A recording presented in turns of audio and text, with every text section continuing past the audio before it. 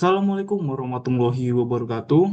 Perkenalkan nama saya Humam dengan NIM 240402068. Di sini saya akan menjelaskan ulang soal pembahasan dan jawaban pada mata kuliah jaringan telekomunikasi. Oke, kita lanjut ke nomor satu. Sebutkan minimal 4 parameter penting yang digunakan untuk mengevaluasi performa jaringan telekomunikasi. Nah, evaluasi performa jaringan telekomunikasi dilakukan menggunakan beberapa parameter utama, yaitu throughput. Throughput adalah jumlah data yang berhasil dikirim atau diterima dalam satuan waktu tertentu, bps, mbps, atau gbps. Nah, fungsinya mengukur kecepatan efektif jaringan. Semakin tinggi throughput, semakin baik performa jaringan. Nah, contohnya apa? Contohnya pada jaringan 5G maupun mampu mencapai throughput hingga beberapa Gbps, jauh lebih tinggi dibandingkan 4G. Selanjutnya adalah parameter selanjutnya adalah latency. Latency adalah waktu yang dibutuhkan data untuk berpindah dari pengirim ke penerima. Fungsinya untuk mengukur kecepatan respon jaringan. Nah, yaitu sangat penting untuk video call, game online, dan kendaraan otonom. Contohnya kalau 4G sekitar 10 sampai 30 ms, kalau 5G sekitar 1 sampai 5 ms. Selanjutnya adalah packet loss. Packet loss adalah presentasi paket data yang hilang selama proses transmisi.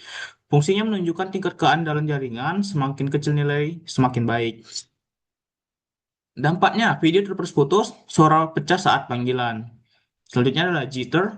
Jitter adalah variasi waktu kedatangan paket data. Fungsinya mengukur kestabilan jaringan. Nah, sangat penting untuk layanan real time. Dampaknya jitter tinggi menyebabkan suara dan video tidak sinkron. Selanjutnya ada availability, kesediaan jaringan. Availability menunjukkan presentasi waktu jaringan dapat digunakan. Contohnya, availability 99,99%. Berarti jaringan hampir selalu tersedia. Oke, untuk kesimpulan di nomor satu ini, parameter utama yang digunakan untuk mengevaluasi performa jaringan telekomunikasi adalah throughput, latency, packet loss, jitter, dan availability. Oke, kita lanjut ke soal nomor 2. Sebuah operator seluler sedang melakukan modernisasi jaringan dari 4G ke 5G.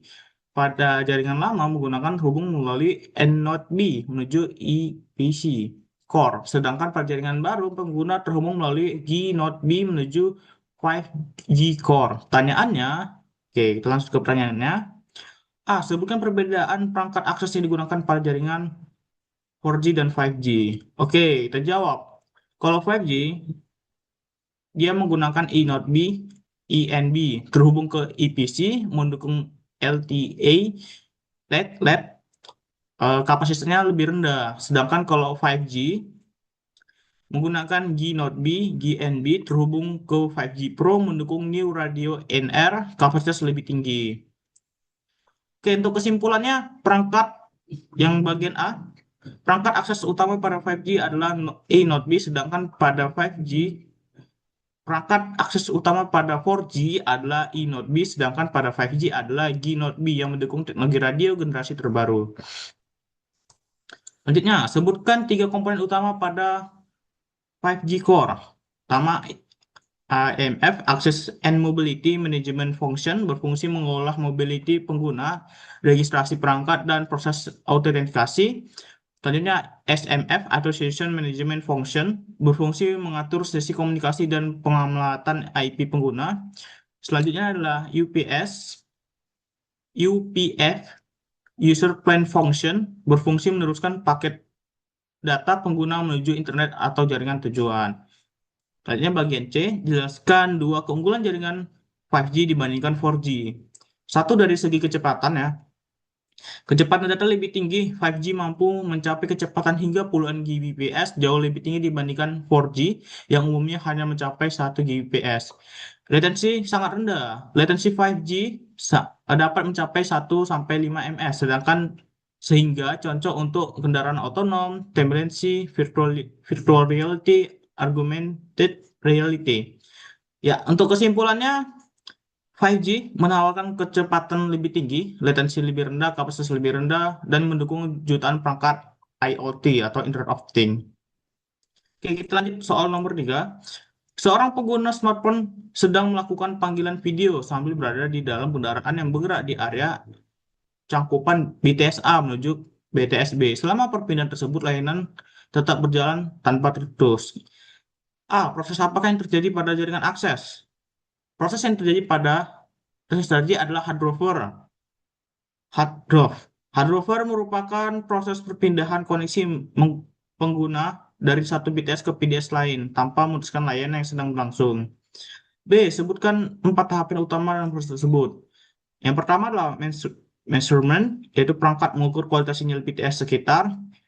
Desi- Decision, jadi dengan menentukan BTS tujuan yang lebih baik. Preparation, BTS tujuan menyimpan sumber daya jaringan.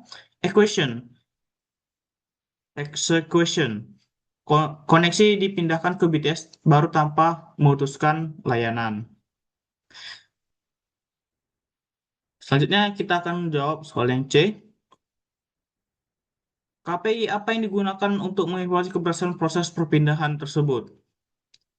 Yang pertama adalah Hardrover Success Rate, HSR, presentasi keberhasilan Hardrover, Call Drop Rate, CDR, presentasi panggilan yang terputus, RSRP mengukur kekuatan sinyal, RSRQ mengukur kualitas sinyal, Throughput mengukur kecepatan data setelah Hardrover. Ya, untuk kesimpulan jawaban dari nomor 3, Hardrover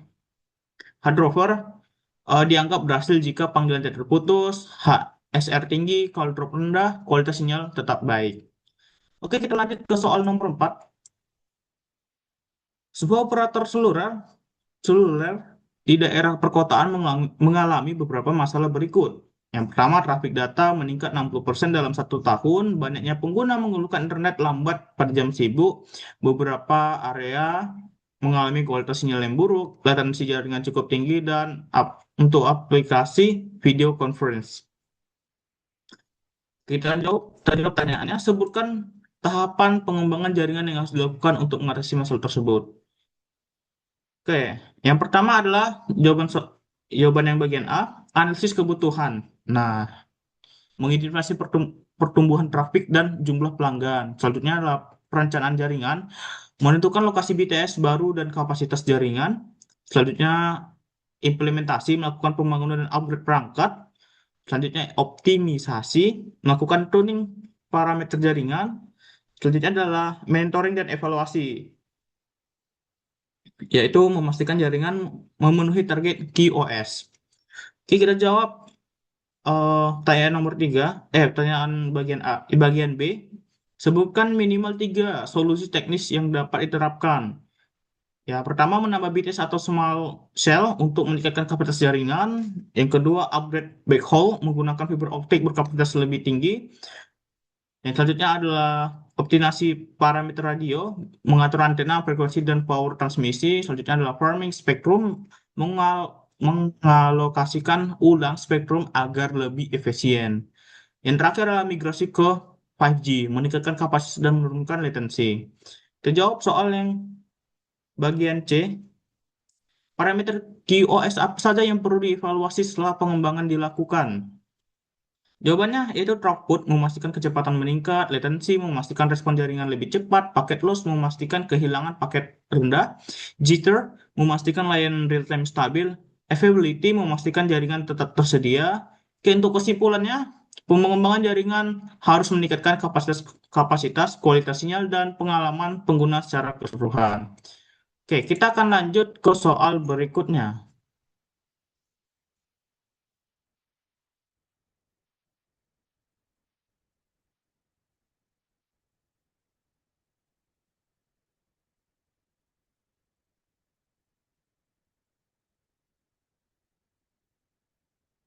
Oke, kita lanjut ke soal nomor 5. Sebuah perusahaan telekomunikasi ingin meningkatkan kualitas layanan jaringan 5G untuk mendukung aplikasi kendaraan otonom yang membutuhkan komunikasi real time. Oke, pertanyaannya, mengapa teknologi 5G lebih sesuai dibandingkan 4G untuk aplikasi tersebut? Kendaraan otonom memerlukan pertukaran data secara real time dan dengan tingkat keandalan yang sangat tinggi. 5G lebih sesuai karena latensi sangat rendah, sekitar 1 sampai 5 ms, sehingga respons sistem lebih cepat, reliability tinggi, komunikasi lebih stabil dan minim gangguan, bandwidthnya besar, mampu mengirim data sensor, radar, kamera, dan GPS secara bersamaan, dan juga mendukung URLC atau Ultra Reliable Low Latency Communication, dirancang untuk khusus untuk aplikasi kritis. Oke, untuk pertanyaan bagian B, sebutkan dua teknologi utama pada 5G yang mendukung peningkatan performa jaringan. Yang pertama adalah Maxis MIMO, menggunakan banyak antena untuk meningkatkan kapasitas dan efisiensi spektrum. Beamforming, memfokuskan sinyal langsung ke pengguna sehingga kualitas sinyal meningkat. Tambahannya itu network switching, edge computing. Oke, kita lanjut ke pertanyaan bagian C. Jika setelah implementasi ditemukan, paket loss lebih tinggi dan hardware gagal, pengembangan jaringan apa yang harus dilakukan dan apa tujuannya? Oke, optimasi hardware. Nah, mengatur parameter perpindahan antara BTS agar lebih stabil. Selanjutnya adalah penambahan BTS atau small cell, mengurangi area blank spot. Yang selanjutnya adalah upgrade backhaul, mengurangi kemacetan jaringan.